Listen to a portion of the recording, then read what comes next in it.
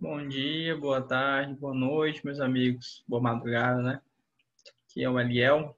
Serei seu facilitador num projeto novo, né? Esse é um projeto novo que eu estou encabeçando, análise discursiva a partir dos guias e dos padrões de resposta das bancas da terceira fase. A gente vai começar, é claro, com a IADES, né? Que foi a banca elaboradora do certame, do último certame.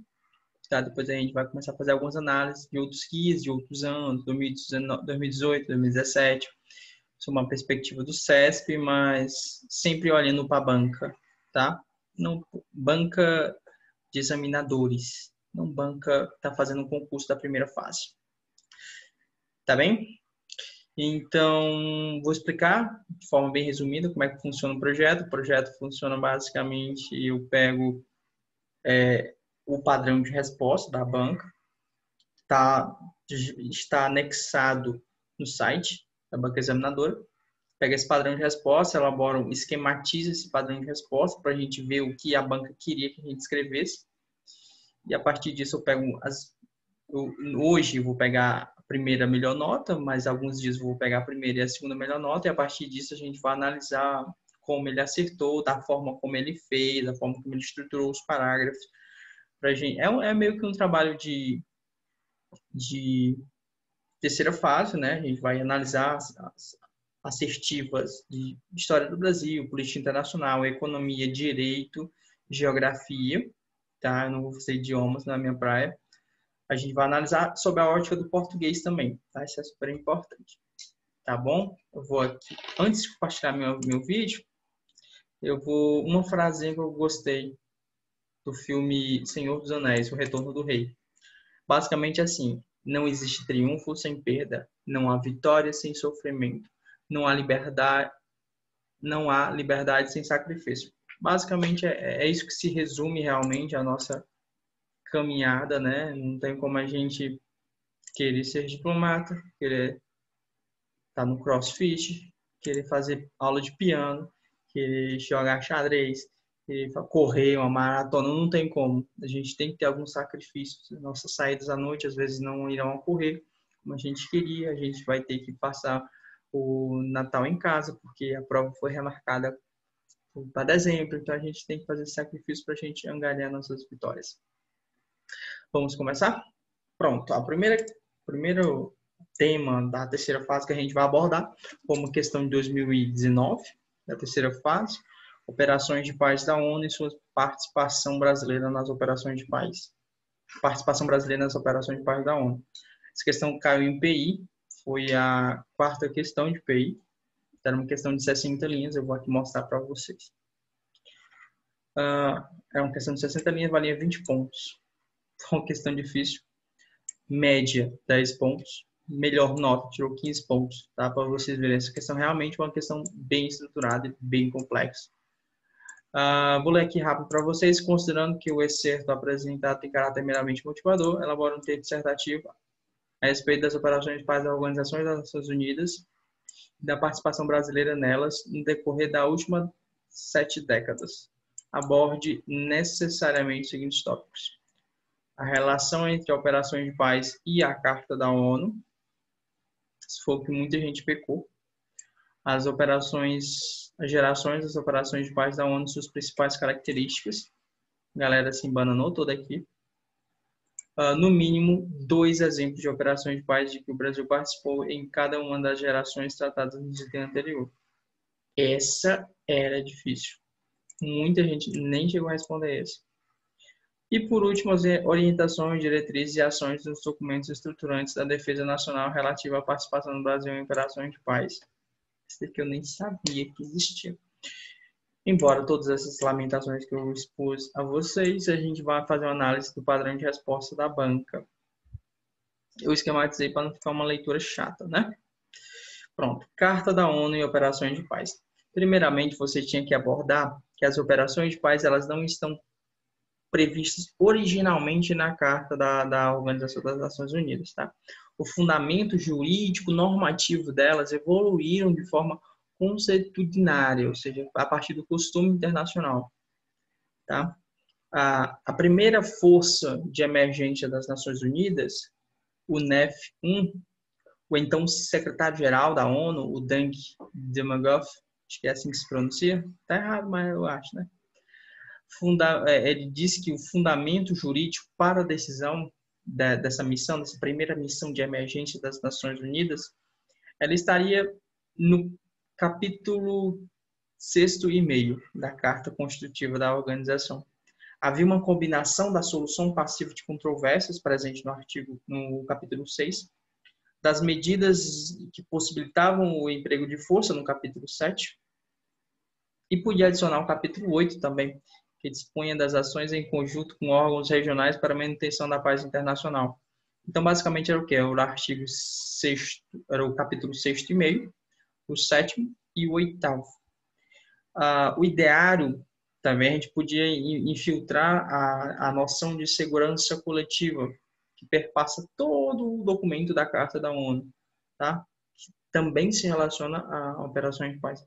Então, basicamente, no primeiro quesito que a questão pedia a relação entre Carta da ONU e operações de paz, vocês tinham que abordar os seguintes pontos. Esses pontos aqui que eu acabei de falar para vocês, que não está previsto originalmente na Carta da ONU, que os fundamentos da primeira força de emergência das Nações Unidas advieram tanto do capítulo 6,5, do capítulo 7 e do capítulo 8. Tá? Você poderia fazer um parágrafo não tão grande, né? Você vê aqui que eu coloquei pouca coisa, um parágrafo não tão grande, abordando esses pontos aqui. Dou essa competência a você treinar em casa esse primeiro parágrafo. Tá? Vamos continuar. O item B pedia as operações de paz, as gerações.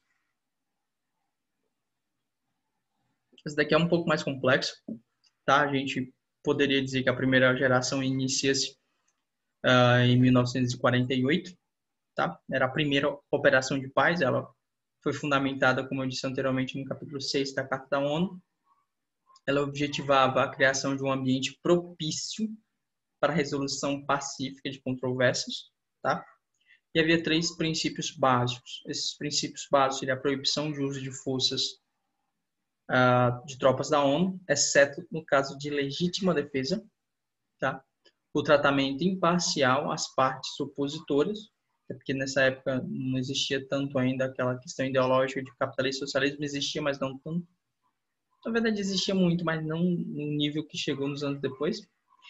E o consentimento do país receptor da operação. Então, a primeira geração iniciou-se em 48 e tinha esses 3 primados básicos, tá? A gente poderia citar como exemplo a Organização de Supervisão da Trégua das Nações Unidas, UNSO, e essa primeira geração ela se estendeu por toda a Guerra Fria, tá? É importante você saber que as gerações elas davam uma certa continuidade, não era assim, primeira geração, aí morreu a primeira geração. Não, às vezes a primeira geração era um tempo maior, englobava a segunda geração englobava a terceira geração. Então elas se sobrepuseram-se nas gerações, ok? A gente poderia pegar um parágrafo inteiro e falar só sobre a primeira geração e dando esse exemplo da Organização da Supervisão de Tréguas das Nações Unidas, explicando os primados básicos. Era muito importante você explicasse eles, porque eles são os fundamentos que nos dão um subsídio para entender que essa primeira geração perpassou toda a Guerra Fria. Tá? A segunda geração ela teve início com o finzinho da Guerra Fria até 1980. Tá? Ela fez com que as operações se tornassem mais complexas e tentasse, de fato, promover a transição para a paz. Tá? Ainda se pautava no capítulo 6 da Carta da ONU, tá? A primeira e a segunda. E o então secretário Boutros Ghali, ele propôs 2 documentos importantes, tá? O suplemento da Agenda para a Paz, de 95, e a Agenda da Paz, de 92. Esse daqui eu acho que ninguém citou nas questões e também era bem supérfluo. Acho que é importante você citar que as operações da segunda geração ficaram mais complexas, tá? E elas ainda se pautavam pelo capítulo 6 da Carta da ONU. É importante você também pontuar que as operações começaram a envolver tarefas civis nessa geração, tá? Incluía a prestação de ajuda humanitária, proteção de direitos humanos e supervisão de eleições, para passar dos regimes autoritários para regimes civis, né? Basicamente era isso. Tinha alguns documentos, né, que foram estabelecidos, como diplomacia preventiva, manutenção de paz, consolidação da paz de conflito. Eram assuntos mais superficiais. Tá? Já evoluindo para a terceira fase, deu um terremoto aqui. Já evoluindo para a terceira fase das operações de paz, surgiu basicamente na década de 90 e foi até meados do século 20, né, de 2000, tá? Foi diante de diversos fracassos da ONU, que em conter genocídios, meio que se evoluiu as operações de paz, tá? Esses genocídios que tratavam de limpezas étnicas e de crises humanitárias, como a situação da Ruanda, tá? O genocídio de Ruanda, né? Somália e Bósnia, tipo a separação da Iugoslávia, tá? Bósnia, houve uma guerra sangrenta, vizinhos matando vizinhos, foi uma guerra violenta. Depois eu até gravo um vídeo só sobre a divisão da Iugoslávia, tá? Então, essa dificuldade em conter esses genocídios fizeram com que os princípios básicos e as normas do procedimento de paz fossem revisados, tá? E o relatório Brahimi, ele publicado em 2000 pela ONU, ele sintetizou a revisão dos princípios e deu 63 recomendações para a organização, tá? Eles pressupunham o estabelecimento de operações de paz mais robustas, realmente a imposição da paz, e começaram a se fundamentar no capítulo 7 da Carta da ONU. Tá? Foi aqui que a partir da terceira geração, que começou-se a infiltrar o capítulo 7º nas operações, como fundamento das operações de paz da ONU. Aqui, além do apoio maior de forças militares, havia a proteção dos civis e a garantia dos direitos humanos. Tá? Não apenas o exercício de procurar paz, mas sim de proteger os civis e também da garantia dos direitos humanos. Tá? Para finalizar, na quarta geração, ela surgiu em meados da década de 2000, do milênio 2000, tá? Foi quase concomitante à terceira geração e está atualmente em curso. É um aperfeiçoamento da geração anterior, tá? Com um propósito ainda mais robusto e direcionado para a construção dos países hospedeiros daquela missão de paz, tá? Após o término do conflito, as operações de paz envolvem toda a estabilidade do país, o restabelecimento de instituições estatais, instituições jurídicas, legislativas, executivas, e a restauração do sistema tanto político quanto econômico, tá? Porque às vezes a missão de paz ia lá, acabava com um conflito, mas o país ficava destroçado. Tá? Essa evolução da geração das missões de paz veio realmente atacar esse ponto, tá? E o uso de forças combinadas com tarefas civis mais complexas, incluindo até a administração transitória do país hospedeiro. Por fim, a soberania era transferida temporariamente para as operações de paz da ONU, tá? E eram formadas, por exemplo, a administração transitória das ações foi fundamental para a administração transitória das Nações Unidas lá no Timor-Leste, tá? Não sei se entra no contexto daquele filme, né, do Sérgio, muito bom da Netflix, mas ele fala, não tem um trechinho lá do Timor-Leste, é bem interessante você conferir. Ele é um diplomata brasileiro que trabalhava na ONU. Você percebeu que a questão pedia para a gente exemplificar pelo menos duas missões em cada geração. Isso realmente foi um diferencial e muitas pessoas não conseguiram, porque é um tema, não vou dizer esquecido, porque a gente estuda isso, mas não no grau decoreba que veio. tá? Então, foi uma questão que, se você realmente tirou 10, meus parabéns, você foi bem. A primeira geração, ele colocou aqui a UNEF-1, né, que foi a primeira, na faixa de Gaza. Tem a UNUC, lá no Congo. UNEF, na Nova Zelândia, na Nova Guiné Ocidental e tal. Tiveram várias, na Índia, Paquistão, Chipre. Já na segunda geração, teve algumas missões na Angola, na América Central, novamente na Angola, né, El Salvador, Saara, Moçambique, África do Sul, ex-Iugoslávia e na Ruanda.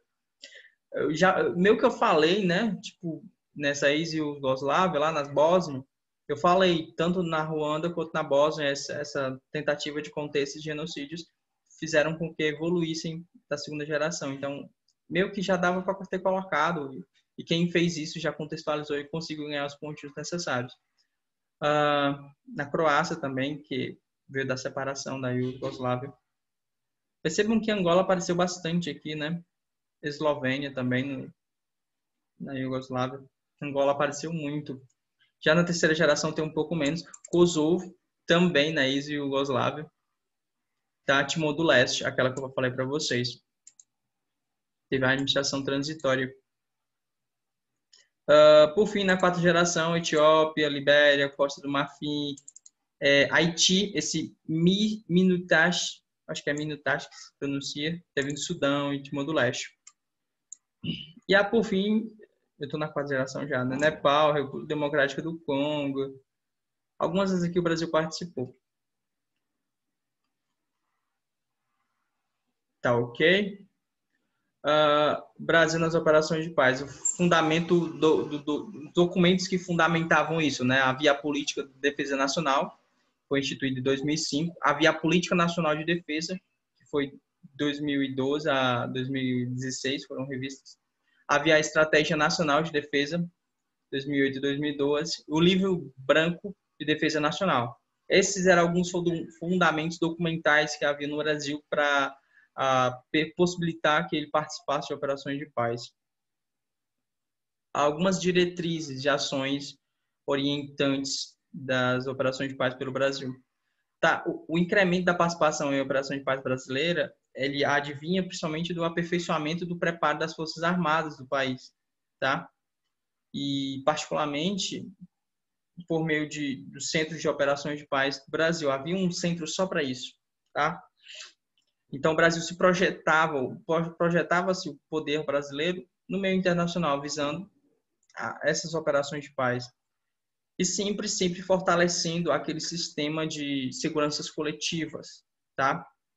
Por exemplo, o emprego de corpos de fuzileiros navais da Marinha do Brasil em operações de paz refletia.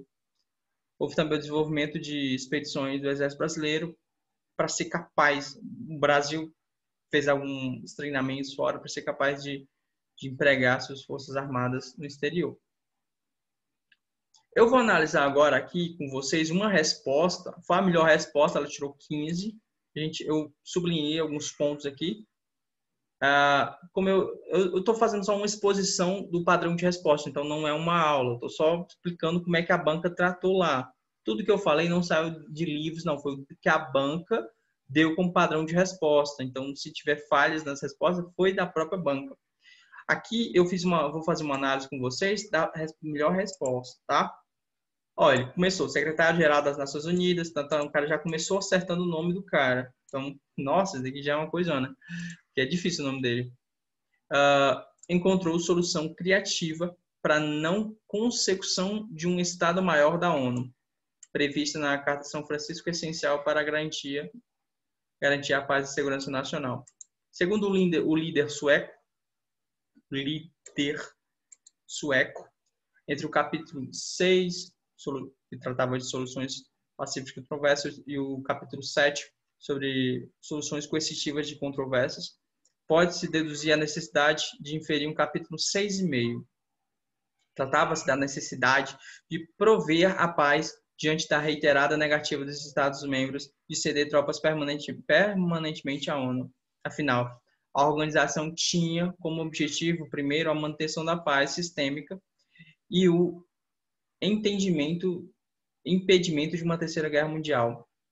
Recorreu-se às operações de paz. Então, perceba, ele no primeiro parágrafo ele conseguiu já pegar um tópico dos quesitos que era falar de como as operações de paz estavam na Carta da ONU. E ele explicou realmente bem direitinho. Aqui ele colocou capítulo 6,5, colocou capítulo 7, não colocou o capítulo 8. Então, pode ter sido uma detraçãozinha de pontos por causa disso. Tá? Percebam também que os parágrafos dele sempre começavam com um tópico frasal. Você já consegue identificar direitinho o que ele vai falar no parágrafo. Preste atenção. Vamos lá. As operações de paz de primeira geração buscavam coordenadamente forças de Estados-membros para garantir o cessar-fogo, tréguas ou monitoramento de zonas de conflito latente. Apenas contingentes militares marcavam sua presença de modo mais robusto. De maneira geral, as operações contavam com o apoio de Estados envolvidos na questão em tela. Os capacetes azuis, forças cedidas à ONU, não poderiam fazer uso de força senão para fins de autodefesa. As operações de monitoramento do Oriente Médio após a Guerra Fria, a Guerra de Independência de Israel, a partir de 1948, exemplo típico desse movimento. Outros tantos conflitos ligados à descolonização africana também receberam operações dessa natureza. Então, assim, ele foi esperto, né? Ele não sabia, então ele colocou outros tantos conflitos, tá? Para fazer referência a Angola, alguns dos países assim. Ele colocou a Guerra de Independência no Israel, né? Deu um exemplo, então ele fez um parágrafo bem realmente coordenado e colocou exemplo. Então, isso foi importante para ele. E ele explicou, né, que a primeira geração era mais militar, não tinha uma complexidade tão grande. Foi muito bom o parágrafo, mas ele realmente ficou meio obscuro aqui. Não tiramos a razão dele, foi uma redação complexa, né? Vamos aqui para o terceiro. As operações de paz de segunda geração foram pensadas a partir do fim da Guerra Fria.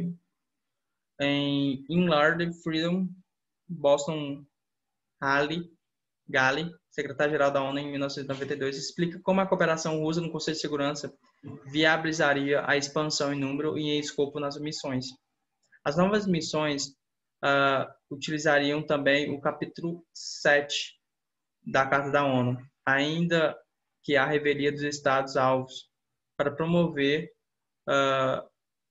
o que o líder egípcio chamava de peace enforcement e não peacekeeping das primeiras operações. O desastre das missões na Somália e em Ruanda, onde houve um genocídio, apesar das presenças das missões de paz, provocou a nova revisão. Então, o cara realmente acertou em cheio aqui o que ele pedia. Foi um parágrafo bem feito, tá? Ele explicou quando é que começou a segunda geração. Ele explicou quem fundamentou. Ele explicou ainda o motivo, né? E ainda deu os exemplos dos genocídios em Ruanda e Somália. Então, esse parágrafo foi genuíno dele. Vamos para acho que é o quarto parágrafo. As missões de terceira geração são marcadas por multidimensionalidade. Trata-se do verdadeiro peace building process. Objetiva-se atualmente a construção de capacidade para a paz duradoura e positiva, tá? No sentido de J. E não trabalhar apenas para o apaziguamento momentâneo das tensões. Desse modo, adicionava-se civis, mulheres, ONGs e diversas frentes ao esforço coordenado de instituições de paz da terceira geração, da qual a MINUSTAH é o principal exemplo. Então, beleza, ele explicou a terceira geração, explicou o fundamento dela, tá? Explicou que ela surgiu para justamente manter a paz, apesar de já cessar o conflito, né? Cessou o conflito, as operações cessaram o conflito, agora elas querem manter a paz, ok? Ele deu um exemplo, né? Aí ele, no quinto parágrafo, ele já começa introduzindo o Brasil, né? Que foi um pedido da própria questão. O Brasil participou ativamente da missão de paz do pós-guerra da independência de Israel, em 48, embora com efetivo reduzido, e da UNEF para monitoramento do conflito Suez com tropas, inclusive chegando a comandá-las no que se refere às operações de primeira geração. Então, ele já conseguiu colocar o Brasil, conseguiu colocar na primeira geração, foi uma boa sacada. Uma das operações de segunda geração liderou operações no pós-independência do Timor-do-Leste e no pós-guerra civil da Angola e Moçambique. Quanto às operações de terceira geração, o Brasil liderou desde o início o comando da NINUTAR no Haiti, até seu recente encerramento. Também tem contribuído com o comando naval na Unifil, no Líbano, outra operação de terceira geração. Então percebam que aqui que ele realmente, não sei se ele de fato sabia de qual decorar desses exemplos aqui de operações de paz, mas ele foi bem radical, ele conseguiu colocar cada operação de paz em cada momento, foi um parágrafo bom, mas eu não visualizo aqui. Eu visualizei que ele realmente fez o que a questão pediu, né? Sem erros, e colocou o tópico frasal, colocou a participação do Brasil na operação de paz, foi um parágrafo bem feito aqui também. E para finalizar, ó, no que se refere a que ele pecou, foi no finalzinho, no último quesito que ele pecou. No que se refere às diretrizes da participação brasileira nessas operações, destaca-se o apoio do Brasil à noção de construção de capacidades essencial para uma paz positiva e duradoura. Isso foi o tópico frasal. Justamente por acreditar nessa ideia, o país absteve-se de participar de missões do capítulo 7 durante muito tempo. Hoje, isso não é mais impeditivo, mas o Brasil segue preconizando o respeito à soberania nacional, a parte estruturante de toda a estratégia de defesa nacional. Então, pronto, ele colocou um documento aqui, isso que foi importante. Apoia também a participação de mulheres, tendo renovado sua agenda de mulheres, paz e segurança por mais 4 anos, por acreditar no potencial humanitário e inclusivo dessa ação. Então, assim, aqui ele colocou só a estratégia de defesa nacional, né? Abarcou um pouquinho a questão do quesito que pediu documentos que fundamentassem as operações de paz no âmbito nacional. E para concluir, colocou assim: o Brasil procurou ainda priorizar ações em países com os quais tenha vínculos históricos. Pensa-se, por exemplo, a liderança brasileira em Guiné-Bissau atualmente, ou os países de língua portuguesa na década de 90.